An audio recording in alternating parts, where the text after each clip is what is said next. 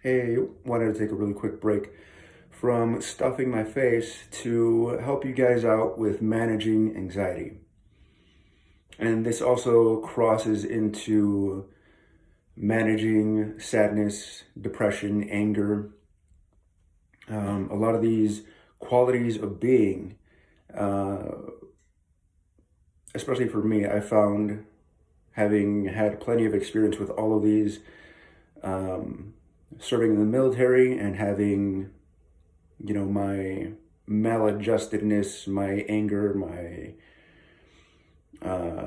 emotions kind of weaponized, and then coming out of the service, back into civilian life, having to repurpose a lot of that training, into something productive, something well adjusted into civilian life. And what I found is that a lot of the times these emotions, these states of being, one, tend to sneak up on me more often than not.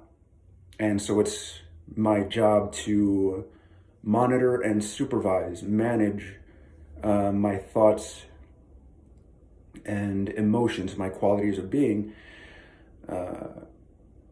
to the point that it becomes habit. I'm not like a hovering parent, or I'm not policing my thoughts or emotions. It's really more reteaching, unlearning, and relearning.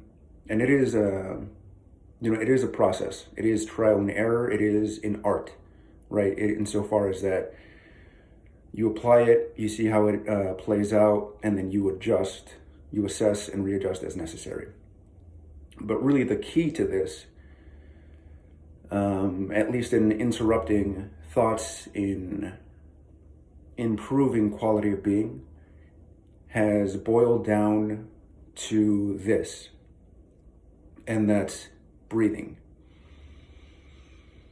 You'll find that, at least I know I have found that whenever I found myself in a less than desirable state of being, my breath had been shallow for some time already. And now, what I realized, and what I've been reading through various books, like The Body Keeps the Score, Trauma, Addiction, and Recovery, Nonviolent Communication, so many other books, and podcasts and all this stuff, is that our thoughts are more often than not simply the commentary on that quality of being. And so what this knowledge has done for me is that anytime I've come into the awareness that my thoughts have been less than desirable, let's say, if not outright intrusive, or an obstacle, a hindrance to just living a good life, a good, balanced, well-adjusted life, I found that, like, my well, let me back up for a second. The quality of being and that shallow breathing feeds into that negativity, right? Because the body is going into fight or flight. It's lacking the nutrition, right? Be it breath or water, that my body needs to be level and to be more or less grateful to be interacting with the world. All this to say that it's important to be mindful, right? Not be hyper vigilant, but just be mindful of what our thoughts, what our emotions are telling us of our current state of being. Now, if you want to interrupt that negative or less than productive or helpful or useful train of thoughts and emotions, we can do so through a number of breathing exercises. Super quick, super simple. The first one being a double inhale and a sigh of relief. Goes like this. Pause. And then instead of exhaling, inhale again. And then, so again. And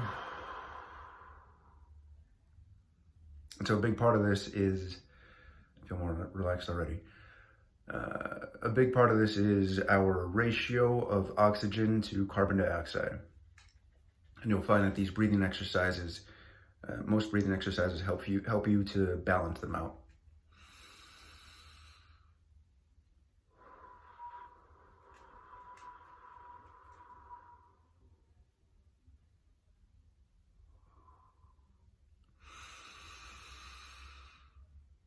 You'll notice there, my shoulders didn't come up.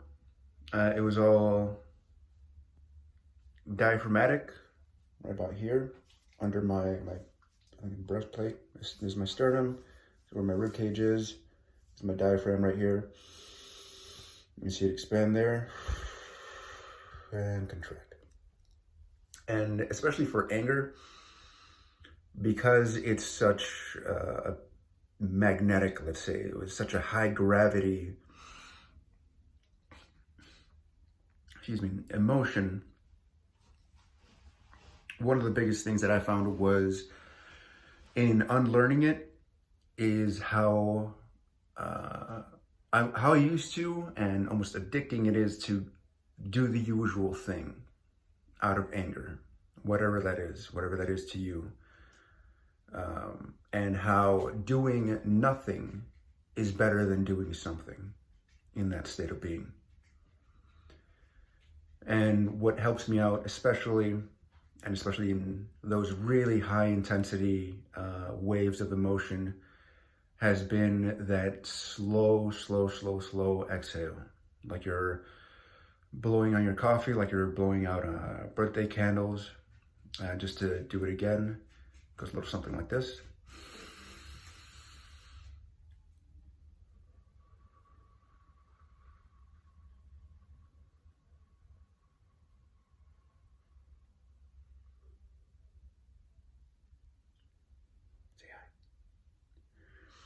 And you'll find that everything just sharpens and becomes clearer, and you find yourself being so much more present in doing this breathing exercise. And probably the key thing here is to practice when you're not in those states of being, so that when you do find yourself in those states of being, as difficult as it may be, you can apply the practice. Yeah. So a lot of this, as I mentioned, has to do with how nourished in terms of breath and water the body is, and how that will kind of influence, if not outright dictate, your quality of being throughout the day. So practice that breathing and drink a little bit more water than usual along with your coffee, and you should be noticing the difference. Yeah. All right. Hope you found this helpful. Appreciate the likes and subscriptions and all that. Check me out on Instagram. I am Victor E. And if you want a little bit more help in letting go, in connecting with yourself, in connecting with your spirit, with connecting with source, check out my website, iamvictore.com. /book an appointment, and we can work on that together. Yeah. Peace.